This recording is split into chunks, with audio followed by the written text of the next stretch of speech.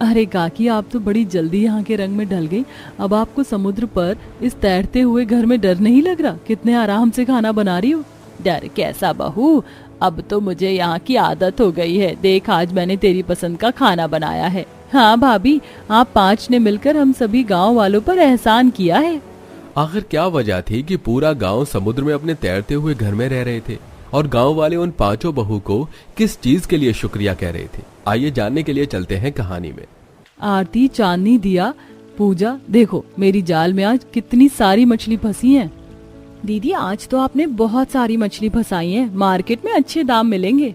हाँ चलो, अब जल्दी से घर चलते हैं। इतना बोलकर वो 5 बहू अपनी अपनी मछलियों की बाल्टी उठाती हैं और घर के लिए निकल पड़ती हैं। पर सभी गांव वाले उन 5 का रास्ता रोक लेते हैं और उनसे कहते हैं, फिर आ गई तुम 5 मछलियां लेकर हमारे गांव में। एक तुम ही हो जो मछलियां बेचने और पकड़ने का काम करती हो। तुम्हारी वजह से पूरे गांव में बदबू आती है। मजाल है कि हम लोग तुम्हारे घर से होकर गुजर जाएं, जबकि सारे रास्ते तुम्हारे घर से होकर ही जाते हैं। पर काकी, हमारे पति शहर में रहते हैं। हमारी सास भी अब इस दुनिया में नहीं रही। अगर हम 5 मछली पकड़कर काम नहीं करेंगे तो हमारा घर कैसे चलेगा? वो सब हमें नहीं पता। अब तुम 5 फौरन इसी वक्त निकल जाओ इस गांव से। क्योंकि 5 बहुएं मिलकर मछली पकड़ने और बेचने का काम करती थीं, इसलिए गांव वाले उन 5 बहू को गांव से निकाल देते हैं। अब 5 बहुएं अपना सामान लेकर नदी के किनारे पर जाती हैं और वहां बैठकर अपनी किस्मत को कोसने लगती हैं। दीदी, अब हम 5 बहुएं क्या करेंगी? बिना घर के हम कैसे समुद्र से मछली निकाल कर इन्हें रखेंगे? मछलियों की जिंदगी अच्छी है, उन्हें घर के लिए भटकना नहीं पड़ता। समुद्र ही उनका घर है। काश कि हम भी समुद्र पर रह सकते। सही कहा चांदनी तुमने, अब हम भी समुद्र पर रह सकते हैं। दीदी, मेरे पास एक आइडिया आया है। क्यों ना हम 5 बहन इन बांस की लकड़ियों को काट कर इन टापू पर अपने रहने के लिए समुद्र पर घर बनाएं। फिर देखते हैं कैसे ये गांव वाले हमें समुद्र से भी भगाते, क्योंकि ये लोग तो खुद यहाँ नहीं आते। सही कहा तुमने। अब हम 5 इस समुद्र पर ही अपना तैरता हुआ घर बनाकर रहेंगे। चलो काम पर लग जाते हैं। इतना बोलकर वो 5 बहुएं एक साथ हो जाती हैं और जंगल से बांस की लकड़ियां काट कर लाती हैं और उन्हें मजबूत रस्सी से आपस में बांध देती हैं और समुद्र के किनारे पर बस की बाउंड्री कर देती हैं और उसी रास्ते को अपने नाव से बांध देती हैं। जिसके बाद फिर 5 बहू समुद्र के किनारे से कुछ शंख चुन कर लाती हैं। दीदी, ये देखो, मैंने कितने सारे बाल्टी में शंख भर के लाए हैं। ये सब मुझे नदी के किनारे मिले। समुद्र के किनारे ऐसे और भी बहुत सारे शंख हैं। घर तो हम बना ही रहे हैं, क्यों ना अपने दूसरे घर को हम इस शंख से बनाएं। हमारा घर बहुत सुंदर लगेगा देखने में। हाँ दीदी, क्यों नहीं। चलो, मैं भी इसमें आप लोगों की मदद करती हूँ। अब पूजा और चांदनी समुद्र के किनारे जाकर ढेर सारे शंख जमा करती हैं। तो वहीं तीनों बहुएं मिलकर बांस की लकड़ियों को काटती हैं और समुद्र पर ही अपना बांस और शंख का घर बनाती हैं। कुछ ही महीनों में 5 बहुएं मिलकर अपने लिए एक एक घर बना लेती हैं और उसी में रहने का इंतजाम करती हैं। चलो, हम 5 का घर तो बन गया, पर मैं सोच रही हूँ कि हम 5 अलग अलग काम करें, क्योंकि इस समुद्र में ना सिर्फ मछलियाँ मिल रही हैं, बल्कि समुद्र के किनारे हमें शंख, कमल, ककड़ी और मखाने जैसी बहुत सी चीजें प्राप्त हुई हैं। अगर हम 5 बहुएं अलग अलग गाँव में जाकर अलग अलग सामान बेचेंगे तो हमारा अच्छा मुनाफा होगा। मैं आरती की बात से सहमत हूँ, इसलिए मैं मछली बेचूंगी और मैं बाजार जाकर कमल, ककड़ी, और आरती तुम बाजार जाकर मखाना बेच लेना। ठीक है, तो मैं शंख से घर में ही बैठकर चूड़ी बनाऊंगी और दिया तुम उन्हें मार्केट में जाकर बेचना। इस तरह हम 5 बहुएं एक एक काम करके अपना गुजारा करेंगे। इस तरह 5 बहुएं समुद्र पर अपना तैरता हुआ घर बनाकर समुद्र से मिले सामानों को सही तरीके से इस्तेमाल करती हैं और अलग अलग बाजारों में जाकर अपना सामान बेचती हैं। मछली ले लो, मछली 150 रुपए किलो मछली ले लो। बिल्कुल ताजी ताजी फ्रेश मछलियां हैं मेरे पास। अरे वाह बहन, तुम तो बड़ी सस्ती और ताजी मछलियां बेच रही हो। मछलियां तो बिल्कुल जिंदा हैं। एक काम करो, मेरे लिए 2 किलो मछली पैक कर दो। जहाँ एक तरफ निशा मछलियां बेच रही होती है तो वहीं दूसरी ओर उसकी चारों देवरानियां कमल, ककड़ी, शंख की चूड़ियां बेच रही होती हैं। शंख की चूड़ियां ले लो माता जी, शंख की चूड़ियां हम अपने घर में अपने हाथों से बनाते हैं। आपको ओरिजिनल शंख की चूड़ियां पूरे गांव में कहीं नहीं मिलेंगी। इस तरह 5 बहुएं अपना अपना अलग अलग रोजगार शुरू कर देती हैं। समय यूं ही गुजरता है और एक दिन जब निशा मछली बेचकर घर आ रही होती है तो वो अपनी गांव की औरत को देखती है जो अपने बच्चों को लेकर रोते हुए दूसरे गांव जा रही थी। अब निशा उस औरत को रोकते हुए उससे कहती है, अरे शांति काकी, मुन्नी को क्या हुआ? आप इसे कहाँ लेकर जा रही हैं? निशा बहू, क्या बताऊं तुझे, जब से तुम पांचों बहू गांव छोड़कर गई हो तब से तो हमारे गांव पर दुखों का पहाड़ टूट गया है। ना जाने कैसी मकड़ी हमारे गांव में आ गई है, वो बच्चे को काट रही है और उनका जख्म ऐसा बन रहा है कि कोई डॉक्टर उसका इलाज नहीं कर पा रहा। हमारे गांव के 2 डॉक्टर थे और वो दोनों ही इस बीमारी की चपेट में आ गए। अब तो दूसरे गाँव वालों ने भी मना कर दिया है इलाज करने से, और उन्होंने साफ कह दिया कि अब हम उनके गाँव ना आए, वरना ये इन्फेक्शन उन्हें भी हो जाएगा। कहा कि आप चिंता मत करो, मुन्नी को कुछ नहीं होगा, आप मेरे साथ मेरे घर चलो, मुझे एक नुस्खा पता है, उसे लगाने से जख्म ठीक हो जाएगा। निशा शांति और उसके बच्चे को अपने साथ ले जाती है, जहां शांति उन 5 बहू का समुद्र में तैरता हुआ घर देखकर बड़ी हैरान होती है और वो उसके घर में जाती हैं। डरते हुए उससे कहती हैं, अरे बहू, तुम्हारे तैरते हुए समुद्री घर को देखकर तो मुझे बहुत डर लग रहा है। तुम्हें डर नहीं लगता? अगर तुम डूब गई या तुम्हारा घर डूब गया तो क्या होगा? काकी, अब तो हमें आदत हो गई है और मुझे तो अब यही अच्छा लगता है, मन ही नहीं करता गांव में जाने का। हम 5 बहुओं ने तो अपना खुद का घर बनाकर खुद का काम भी शुरू कर लिया, अब हमारी जिंदगी अच्छी चल रही है। आप रुको, मैं अभी कुछ जड़ी बूटियां जंगल से तोड़ कर लाती हूँ। निशा इतना बोलकर जंगल जाती है और कुछ जड़ी बूटी लाकर उन्हें सिलबट्टे पर पीसकर बच्चों के जख्म पर लगाती है। कुछ देर बाद जैसे ही शांति गांव जाने के लिए समुद्र से बाहर आती है, वो देखती है कि गांव के सभी लोग चलते हुए दौड़ते हुए समुद्र के पास आ रहे हैं और सभी गांव वाले जब समुद्र में तैरता हुआ 5 बहू का घर देखते हैं तो वो सभी निशा और उसकी चारों देवरानियों से कहते हैं, बहू, तुम 5 यहाँ समुद्र में इस तैरते हुए घर में कैसे रह रही हो? पता है हमारे गांव में अभी बहुत भयंकर भूकंप आया है, हम सभी के घर टूट गए, हमारे जानवर और बहुत लोगों की जान चली गई। हमें डर लग रहा है अपने गांव वापस जाने में। अब हमारे पास उस गांव में रहने के लिए कोई घर नहीं है। हम गांव वालों को समझ नहीं आ रहा हम सब कहाँ जाएं। आप सब चिंता मत कीजिए, जब तक आप सब फिर से गांव में अपना घर नहीं बना लेते, आप सब हमारी तरह इस टापू जैसे समुद्र पर रहना। माना कि हमारा घर इस समुद्र पर तैर रहा है, पर ये बिल्कुल सुरक्षित है। भाभी, हमें तो घर ही बनाना नहीं आता। आप लोगों ने तो पता नहीं कैसे शंख का और बस लकड़ियों का घर बना रखा है। हम है ना, हम सब आपकी मदद करेंगे, बस आप सबका साथ चाहिए। सभी गांव वालों को इस वक्त रहने के लिए छत चाहिए थी, इसीलिए वो 5 बहू की बात मान लेते हैं। अब जैसा 5 बहुएं कहती हैं, सभी गांव वाले बिल्कुल वैसा ही करते हैं। अब गांव के सभी आदमी जंगल जाते हैं और बांस की कुछ लकड़ियां काट लेते हैं, तो वहीं कुछ लोग समुद्र के किनारे जाकर शंख जमा करते हैं और 5 बहुएं गांव वालों के साथ मिलकर कुछ ही दिनों में समुद्र पर अपनी ही तरह के और कुछ घर बना लेती हैं और सभी गांव वालों को भी धीरे धीरे समुद्र पर रहने की आदत हो जाती है। इसी तरह कुछ दिन बीत जाते हैं और एक दिन, काकी काका, मैं अभी अभी गांव से होकर आ रही हूँ। गांव की हालात अब ठीक हैं और आप में से कुछ लोगों के तो घर भी बन चुके हैं। अब आप सब लोग अपने गांव, अपने घर वापस जा सकते हो। नहीं भाभी, मुझे तो आपके साथ अब यहीं रहना है। मुझे तो अब अपने इस तैरते हुए घर में ही मजा आ रहा है। बहू, तुम 5 हमें माफ कर दो। हम गांव वालों ने तुम्हें बेसहारा कर गांव से निकाल दिया। शायद भगवान ने हम गांव वालों को उसी की सजा दी है। पर देखो, तुम 5 कितनी अच्छी हो। हमने तुम्हारे साथ इतना बुरा किया, पर तुम 5 बहू ने मिलकर हमारी मदद करी और इस समुद्र में तैरते हुए हम सभी गांव वालों को बचाया। इसीलिए तुम 5 भी अब हमारे साथ गांव चलो।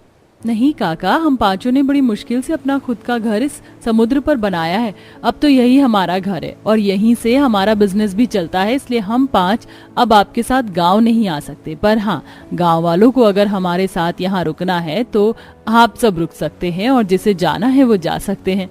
मैंने तो सोच लिया कि मैं यहीं रहूंगी, मुझे नहीं जाना उस जमीन वाले गाँव पर जहाँ कभी भी भूकंप आ जाता है। यहाँ तो रहने में भी मजा है और खाने में भी मजा है। अब तो मुझे मछलियों की बदबू भी नहीं आती और मैं तो अब बहू के साथ शंख की चूड़ियां भी बनाती हूँ। हाँ काकी, अच्छा है, आप में से जिसको जाना है आप सब जा सकते हैं, बाकियों को यहीं रहने दीजिए। इस तरह 5 बहुएं न सिर्फ खुद समुद्र पर अपने तैरते हुए घर में रहती हैं, बल्कि वो अपना खुद का छोटा सा गांव भी बसा लेती हैं और कुछ गांव वाले वापस अपने गांव चले जाते हैं। पर वो लोग अपना रिश्ता 5 बहू से नहीं तोड़ते और जब भी उन्हें समय मिलता तो वो उनसे मिलने समुद्र पर आ जाते हैं और वहीं पर रहकर कुछ लोग बहुओं के साथ फसल वगैरह भी उगाते हैं। तो क्या ये सोचकर मैंने तुम्हारी शादी अपने बेटे से करवाई थी कि तुम तीनों इस तरह मेरे घर को संभालोगी? आज तुम्हारी वजह से कितनी बेइज्जती हुई है, तुम तीनों सोच भी नहीं सकती। जानकी अपनी तीनों बहू को एक लाइन में खड़ा करके उन्हें गुस्से से सुना रही होती है। क्या क्या सपने सजोए थे मैंने अपने इस घर को लेकर। सोचा था कि बहू आएंगी तो घर को अच्छे से संभाल लेंगी, लेकिन तुमने तो मेरी उम्मीदों पर पानी ही फेर दिया। माँ जी जरा बात तो सुनिए। एकदम शांत, मुझे किसी की बात नहीं सुननी। अरे क्या सोचकर लेकर गई थी मैं तुम्हें वहाँ, और तुमने क्या किया? तुम जानती हो ये बेइज्जती सिर्फ मेरी ही नहीं बल्कि मेरे बेटों की भी थी। जानकी की बातें सुन अब तीनों मुंह लटकाकर खड़ी की खड़ी रह जाती हैं। आखिर ऐसा भी क्या था जो जानकी अपनी बहू को इस तरह से डांट रही थी, उनकी गलतियों को बार बार दोहरा रही थी। चलिए देखते हैं आखिर बहुओं ने ऐसा भी क्या कर दिया। कितनी प्यारी लग रही हैं मेरी बहुएं। आजकल की शहरी बहू सास ससुर को उल्टा जवाब देती है, इसके अलावा किसी की नहीं सुनती और अपनी मनमानी करती है। लेकिन मेरी बहू तो गांव से आई है, जो मैंने खुद पसंद की है, और मैं जानती हूँ कि मेरे गांव की बहू इस घर को अच्छे से संभालेंगी। जानकी की ऐसी बातें सुनकर अब तीनों बहू क्या ही करती, वो उसकी बातों में हाँ में हाँ मिला देती हैं। तीनों गांव की बहुएं देखकर कुछ औरतें आपस में बातें करती हैं। इसकी बातों से तो लग रहा है कि जैसे अब ये तीनों घर संभाल लेंगी, काश कि हम भी गांव की बहू लेकर आए होते। मुझे तो ऐसा कुछ नहीं लग रहा, सब दिखावा होता है। शहर और गांव में कोई फर्क नहीं होता, आगे आगे देखो होता है क्या। गृह प्रवेश के बाद सभी मेहमान और आस पड़ोस के लोग अपने अपने घर चले जाते हैं। वहीं जानकी भी अपनी तीनों बहू को उनके कमरे में छोड़कर आने के बाद अपने कमरे में सोने चली जाती है। अगले दिन घर में पहली रसोई की रस्म होती है, तो तीनों बहू मिलकर इतना स्वादिष्ट खाना बनाती हैं कि घर में सब लोग बहुत खुश हो जाते हैं। क्या बात है, बहू ने तो बहुत स्वादिष्ट खीर बनाई है। चलो अब इस घर के अंदर हमें स्वादिष्ट खाना खाने को तो मिलेगा, वरना तो नौकरों ने हमें बेकार खाना खिला खिलाकर पागल ही कर रखा है। जानकी की बातों पर सभी हंसने लगते हैं। चलो अब हम भी ऑफिस के लिए निकलते हैं। तीनों भाई ऑफिस के लिए उठकर जाने वाले होते हैं। इतने में तीनों गवार बहू उनके टिफिन लाकर उनके हाथों में दे देती हैं। ये देखकर सास जानकी को बड़ी खुशी मिलती है। हाय, नजर न लगे मेरी बहुओं को, कितनी समझदार सुलझी हुई बहू है मेरी, कितना ख्याल रख रही है मेरे बेटों का और हम सबका। बस अब ऐसे ही चलता रहना चाहिए। नजर का तो पता नहीं, लेकिन अब जो होने वाला था जानकी से कहाँ देखा जाने वाला था। बस अब आगे जानकी अपने सर में हाथ मारती रहने वाली थी। तो फिर चलिए कहानी में थोड़ा और आगे बढ़ते हैं। जानकी को एक दिन किसी काम से बाहर जाना था। वो घर के नौकर को कहने लगी, सुनो जरा, मुझे किसी काम से बाहर जाना है, तो तुम गाड़ी को साफ कर दो और ड्राइवर को बोल दो कि मुझे 2 बजे वो गाड़ी के पास मिले। ठीक है मालकिन। जानकी वहां से चली जाती है, लेकिन नौकर तुरंत घर की तीनों बहुओं के पास आ जाता है। मालकिन, मेरी बीवी की तबीयत ठीक नहीं है और बच्चे घर पर अकेले हैं। मुझे घर जाना था, मैं गाड़ी साफ नहीं कर पाऊंगा, आप बड़ी मालकिन को समझा लेना। कोई बात नहीं भाई साहब, आप चले जाइए, हम माँ जी को संभाल लेंगे। तारा के कहने पर नौकर वहां से चला जाता है। नौकर को तो हमने भेज दिया, लेकिन अब माँ जी की गाड़ी कैसे साफ होगी? अगर ये काम हम खुद ही कर दें तो फिर तो माँ जी हमसे और भी ज्यादा खुश हो जाएंगी। अच्छा ख्याल है, चलो हम ही गाड़ी को साफ कर देते हैं, लेकिन करेंगे किससे? तीनों बहू बाहर आकर गाड़ी के पास इधर उधर देखने लगती हैं। वहां उन्हें दिल्ली वाली झाड़ू दिखती है। सब कुछ सामने पड़ा है और हम यहाँ वहाँ देख रहे थे। इस झाड़ू से ये पूरी गाड़ी अच्छे से साफ हो जाएगी। चलो सलोनी, तुम पानी डालो और मैं आशा दोनों मिलकर गाड़ी को साफ करते हैं। इस तरह तीनों बहू अपना दिमाग लगाकर गाड़ी साफ करने लग जाती हैं। उन्हें दिल्ली वाली झाड़ू से अपनी गाड़ी साफ करते हुए देख जानकी हैरान हो जाती है। वो देखती है कि उसकी गाड़ी पर बहुत सारे स्क्रैच पड़ गए हैं। हे भगवान, कितना बड़ा नुकसान कर दिया तुम तीनों ने। ऐसे गाड़ी साफ कौन करता है? हे भगवान, इस तरह घर संभालने वाली हो क्या तुम तीनों? माँ जी, हम तो सब आपके लिए ही कर रहे थे। अरे जिसका काम उसी को साजे, दूजा करे डंडा बाजे। ये काम नौकर का था, तुम्हें करने की जरूरत नहीं थी। अरे गाड़ियां झाड़ू से नहीं बल्कि स्पंज से साफ होती हैं। तुम घर संभालो, उतना ही काफी है। जानकी के ये कहने पर तीनों बहुएं घर के अंदर चली जाती हैं और जानकी कार को सर्विस सेंटर भेज देती है। ऐसे ही अगले दिन जानकी खाने की टेबल पर बैठी हुई खुद से कह रही होती है, काफी समय हो गया है मैंने फिश के पकौड़े नहीं खाए। किसी दिन मौका मिले तो अपने लिए फिश के पकौड़े बनाऊंगी। जानकी की ये बात तीनों बहू सुन लेती हैं और आपस में बातें करने लगती हैं। हमारी सास को मछली के पकौड़े बहुत पसंद है। हाँ, सही कहा, मैंने भी सुना। माँ जी शायद हमारी कल की बात से नाराज हैं। हम उन्हें मछली के पकौड़े बनाकर खिलाते हैं, शायद उनका गुस्सा ठंडा हो जाए। ये ख्याल तो जबरदस्त है, लेकिन ये तो बताओ मछली कहाँ से आएगी? तीनों बहू की नजर घर में बड़े फिश टैंक पर पड़ जाती है, जिसमें बहुत महंगी महंगी मछलियां तैर रही होती हैं। उसी वक्त जानकी खाने की टेबल से उठकर फिश टैंक के पास जाती है और मछलियों को खाना खिलाती है। जानकी के यहाँ वहां होते ही तीनों बहू फिश टैंक से सारी मछली निकालकर उन्हें रसोई में ले जाती है और उनके पकौड़े तल देती है। शाम को जब गर्मा गर्म पकौड़े जानकी के सामने आते हैं तो उसका दिल खुश हो जाता है। मानना पड़ेगा बहू, तुम तीनों को मेरा ख्याल तो बहुत है। माना तुम छोटी मोटी गलती कर देती हो, लेकिन फिश के पकौड़े बनाकर तो तुमने मेरा दिल ही खुश कर दिया। जानकी जैसे ही पहली फिश का पकौड़ा खाती है तो उसे बहुत स्वादिष्ट लगता है। वाह, कमाल कर दिया, तुम तीनों के हाथ में तो जादू है जादू। लेकिन इस फिश के पकौड़े को खाकर ऐसा लग रहा है जैसे महंगी मछली के पकौड़े बनाए हैं। तुम तीनों तो यहाँ शहर में नहीं हो, फिर तुम ये मछलियां कहाँ से लेकर आई? अरे माँ जी, बगल में छोरा और शहर में ढिंडोरा। जब घर में इतनी सारी मछलियाँ थी तो बाहर मार्केट में जाने की क्या जरूरत थी? वो बड़े से कांच के बासन में इतनी सारी मछलियाँ थी, हमने वो सारी बना दी। ये सुनते ही जानकी की तो जान ही बाहर निकल गई और साथ में फिश का पकौड़ा मुंह से भी बाहर आ गया। हे भगवान, सत्यानाश, ये तुम तीनों ने क्या कर दिया? इतनी महंगी महंगी मछली के तुमने पकौड़ों में तलकर मेरे आगे ही परोस डाला। अरे किसने कहा था तुमसे ये सब करने के लिए? अभी तक तो तीनों बहू मुस्कुरा रही थी, लेकिन ये सुनते ही तीनों के चेहरे लटक गए और वहां जानकी उन्हें सुनाना शुरू करती है। इस तरह तुम इस घर का संभालोगी? हे भगवान, क्या सोचकर मैं इस घर के अंदर गांव की बहू को लेकर आई थी। जैसा सोचा उसका उल्टा ही हो गया। तीनों बहू के पास अब सुनने के अलावा क्या ही रह गया था। वो मुंह लटकाकर सुनती रही और जानकी उन्हें सुनाती रही। कुछ दिन बाद तीनों बेटे खाने की टेबल पर खाना खाते हुए अपनी माँ से कहने लगे, माँ, आपको एक जरूरी बात बतानी है। दरअसल एक बहुत बड़ा इवेंट है और इसमें हमारी पूरी फैमिली को इनवाइट किया है, तो सबका जाना बहुत जरूरी है। वहाँ बहुत बड़े बड़े लोग आने वाले हैं। कुछ 2-4 क्लाइंट्स बन गए तो मजा ही आ जाएगा। बस आप लोग अच्छे से तैयार होकर आना। डिनर प्लानिंग है तो खाना खाकर कुछ देर रुकेंगे और फिर वापस घर आ जाएंगे। बेटा, क्या सभी का जाना जरूरी है? तुम तीनों नहीं जा सकते? फैमिली डिनर है माँ, सबका जाना जरूरी है। इस तरह जानकी अपने मन ही मन संकोच कर रही होती है कि कहीं उसकी गवार बहू ही बड़े इवेंट में कोई परेशानी ना खड़ी कर दें।